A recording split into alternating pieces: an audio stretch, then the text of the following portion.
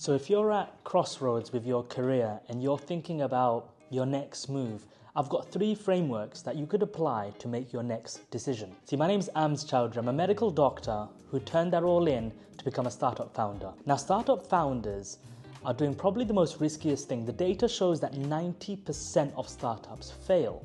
So you have to ask, why are so many people starting up and entering the world of entrepreneurship? Now, something important to note is that your career, your circumstances are very, very unique to you. And the truth is, no one really has the answers. You can only see what other people have done, what frameworks they've applied, and see if they apply to you and see if you can experiment and use them. So let's dive straight into the framework number 1 that I used to trade my medical career in to go into the world of startups. So the first framework that I applied was regret minimization. So this comes from Jeff Bezos. So Jeff Bezos was working at a hedge fund, very, very comfortable, getting a great salary. And he comes up with this great Amazon idea, right? It's a bookstore at first. And he's growing it, he's scaling it, he's doing his thing. And there comes a point with every side hustle, with everything anyone ever does, there comes a point when you have to decide, do you go all in or not?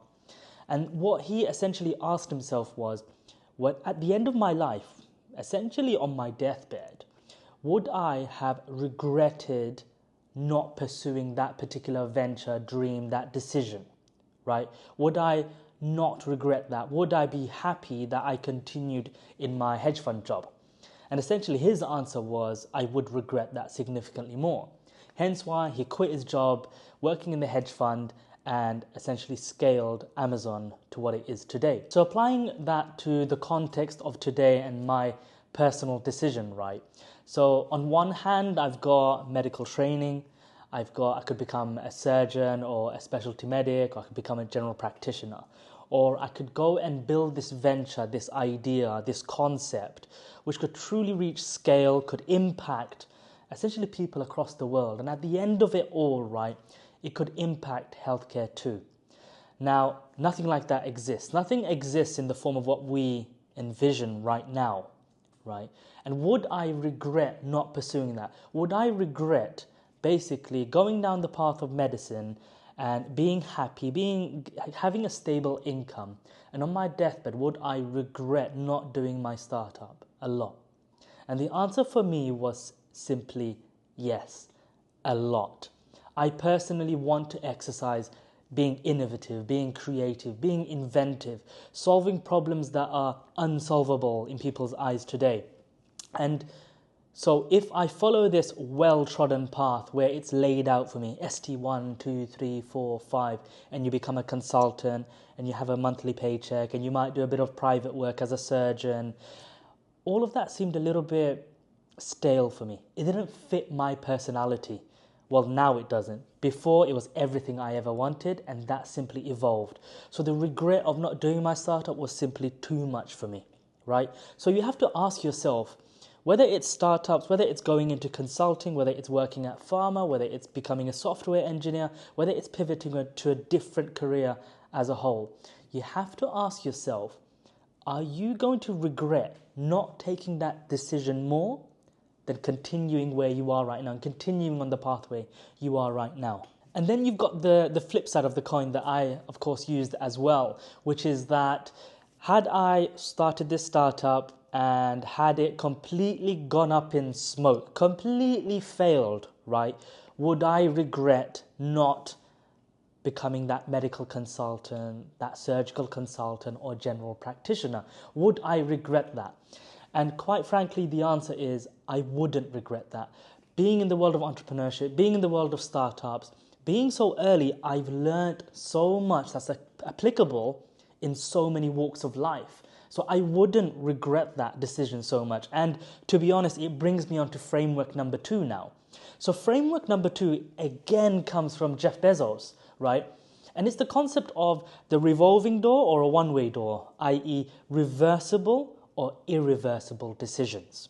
So one of the traits that I recognize I have within myself is that I'm a serial experimenter, and by nature what that means is there is a lot of failure involved, but it's my trait and it's what I love. It allows me to exercise that capability to be inventive, creative, innovative, to take things from 0 to 1 to 100. See, I want to do all of those things, and in medicine and healthcare you can't really do that. There are guidelines for a reason, and that's to protect the patients, of course. So rightly so. So I can't do none of that in that field, but in entrepreneurship I'm allowed to do that. So being able to experiment, being able to put out your ideas, take the feedback, iterate, and then see what happens, that's the process that I really love, and startups allowed for that. Now, coming back to irreversible versus reversible. So when I'm making this decision of, do I go into the world of startups and entrepreneurship? So I've got this venture idea, I've got this idea of a powerful health and life sciences network, and I have to make the decision, do I go there? So is it an irreversible decision if I decide I'm not going to pursue that? The simple answer I came to was that it was a yes. See, I personally believe that ideas aren't unique. Me and you, we're probably sitting with the same ideas. You've probably had a similar idea. Similarly, a lot of people had the same ideas for Google, Notion, YouTube, Airbnb, so on and so forth. It's the execution that's unique. So if I don't pursue the idea, right, I'm going to go by the assumption someone's got that idea, someone's going to execute it. And what will happen is they will grow, and it will reach a point where I probably can't compete against them, I probably can't outdo them, and I'll probably lose even if I wanted to do this later on down the line in my life, right? So technically, that's an irreversible decision. I'd lose the startup. Then we come to the world of medicine, surgery, working in healthcare. And quite frankly, it's a reversible decision. At any time, you could go back. You can keep your license. And you could decide, you know what, I've met a few entrepreneurs, right, where they've had side hustle and gigs that they've spent 2, 3, 4, 5 years on, made it revenue generating, and thought, you know what, I'm going back into medicine. You know what, actually, the founder of Osmosis, right, has built an insane company, right, and is now back in medical training in the US. So there you go, a reversible decision. He spent years out of the game and is now back. So irreversible or reversible decision. Decide which move is reversible and which move is irreversible. And most times with careers, in fact, everything is a revolving door and reversible. And what I think you have to do is you have to decide, what are you going to learn the most? Where are you going to find the most freedom? And where are you going to really exercise your passion for impact and be compensated for it? And that now brings me on to framework number 3. So it's essentially the Japanese Ikigai concept, right? So it's 4 questions. What do you love? What are you good at? What does the world need? And what can you be paid for? See, arguably, being a doctor, being a consultant, a corporate consultant, working in pharma, working in startups, entrepreneurships, you could argue, right, that they fulfill all of those questions. But there's a small detail that personally helped me split between choosing startups and choosing to go down that route. See, both arguably, being a clinician or being in the world of entrepreneurship and startups full time is arguably going to meet all 4 of those questions with a resounding yes. But you have to dive into the small, finer details. That's how you can make an effective decision.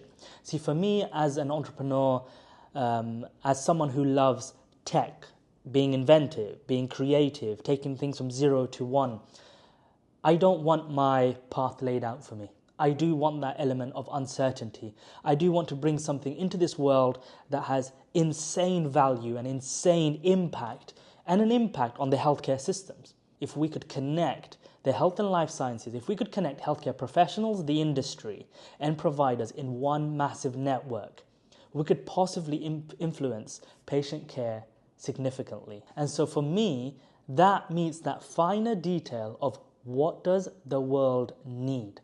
For me, the world doesn't need another doctor in me. The world needs another innovator, and I want to be that one person. I think I want to fulfill that particular criteria. And so there you have it. That's the 3 frameworks that I applied to choose the world of entrepreneurship and startups over a full-time career in clinical medicine. So just to recap is the regret minimization framework. So what decision are you going to regret more? Minimize the regrets you're going to have.